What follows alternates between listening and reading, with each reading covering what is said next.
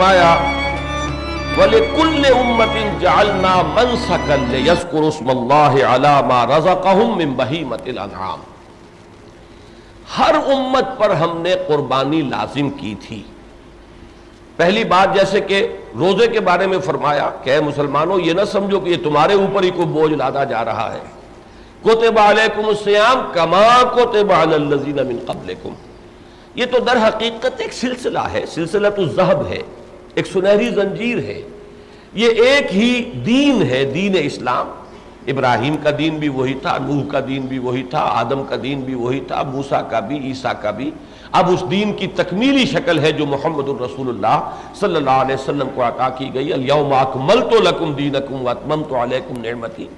تو اس میں یہ بنیادی چیزیں جو ہیں وہ تمام ان دین کے ساتھ جو شریعتیں دی گئیں، ان شریعتوں کے بنیادی نکات ایک ہی ہیں، تفصیلی احکام بدل گئے، نماز کی شکلیں بدل گئیں، اوقات بدل گئے، روزے کے احکام بدل گئے۔ اسی طریقے سے قربانی جو ہے وَلِكُلِّ أُمَّةٍ جَعَلْنَا مَنْسَكًا، یہ تو ہماری ہمیشہ کا یوں سمجھیے کہ شریعت کا جزو لازم رہا ہے۔ چنانچہ قرآن مجید میں ذکر ہے، تورات میں بھی ذکر ہے کہ حضرت آدم کے دو بیٹوں کے درمیان جو لڑائی ہوئی وہ قربانی پر تو ہوئی تھی۔ استقربا قربانا، جبکہ دونوں نے قربانی پیش کی، فتقبل من احدہما ولم یتقبل من الآخر، ایک کی قربانی قبول ہو گئی ایک کی نہیں ہوئی۔ اور اس زمانے میں ایک شکل اللہ تعالیٰ نے یہ رکھی ہوئی تھی،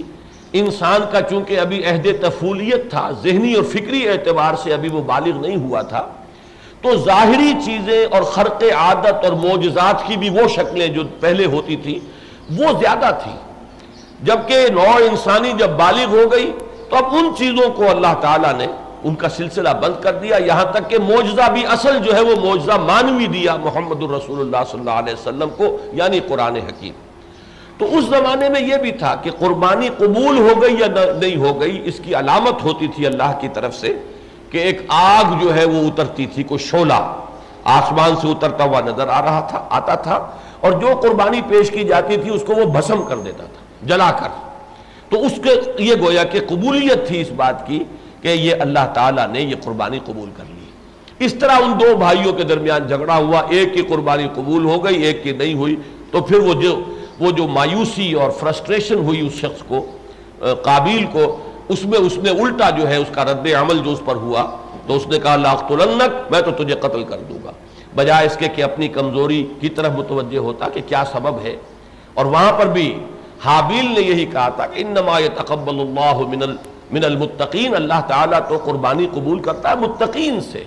تم غور کرو تمہارے کردار میں، تمہاری سیرت میں، تمہارے معاملات میں کوئی شے ایسی آ گئی ہے کہ جس کی وجہ سے اللہ تعالیٰ نے تمہاری قربانی قبول نہیں فرمائی،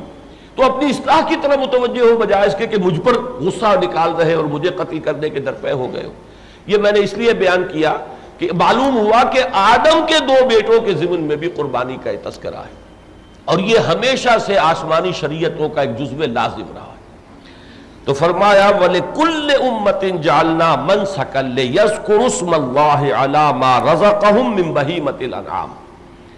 تاکہ وہ نام لیا کریں اللہ کا ان چوپایوں پر کہ جو ہم نے انہیں عطا کیے ہیں، اللہ نے ان کو عطا فرمائے ہیں، ان پر وہ اللہ کا نام لے، تکبیر پڑھتے ہوئے انہیں اللہ کے نام پر ذبح کریں۔ اب دیکھیے یہی آیت جو ہے، یہی مضمون آیا ہے چوتھے رکوع میں بھی، لیکن وہاں اضافی طور پر فی ایام معلومات، مسلمانوں کے اندر جو قربانی کا یہ رکھا گیا ہے نظام، یہ معین دنوں کے اندر ہے۔ وہ معین دنوں کے اندر 10 ذی الحجہ جب ہوگی تو وہاں پر منی میں وہ قربانی ہوگی، وہ معین دن ہو گئے، اگرچہ بعد میں بھی ہو سکتی 10 11 12 یہ قربانی دی جا سکتی ہے، لیکن یوم النحر جس کا نام ہے بطور علم وہ 10 ذی الحجہ، وہی 10 ذی الحجہ کہ جو یہاں پر قربانی دی جائے گی، اگرچہ وہ قربانی بعد میں بھی 2-3 دن ہے، تو ایام معلومات ہیں، یہ معین ہے۔ باقی یہ کہ یہ دن جو ہے سابقہ امتوں کے لیے معین تھے یا نہیں تھے، بلکہ یہ کہ یہود کی شریعت میں تو معلوم ہوتا ہے کہ بہت زیادہ زور تھا قربانی پر، ان کی عبادت گاہ کا نام ہی قربان گاہ تھا۔ وہ خیمہ جب وہ گھومے پھرتے تھے تو ایک خیمہ ان کے پاس ہوتا تھا، قربان گاہ کا خیمہ اس کو کہتے تھے، وہی عبادت گاہ تھی ان کی، وہی اجتماع گاہ ان کی ہوتی تھی، تو اس کا نام ہی قربان گاہ تھا۔ تو قربانی بہت تھی یہود کی شریعت میں، ہمارے ہاں تو بلکہ اس کو کم کر کے محدود کر کے خاص طور پر اس کو جو ہے وہ 10 ذی الحجہ کے لیے رکھ دیا گیا، اور اس کا تعلق جو ہے حضرت ابراہیم علیہ السلام کی سنت کے ساتھ جوڑ دیا گیا۔ چونکہ یہاں پر ہو رہا ہے جنرلائزڈ انداز میں تذکرہ، لہذا فی ایام معلومات کا تذکرہ نہیں ہے یہاں، بلکہ یہ تو بنیادی فلسفہ بیان کیا جا رہا ہے کہ ہماری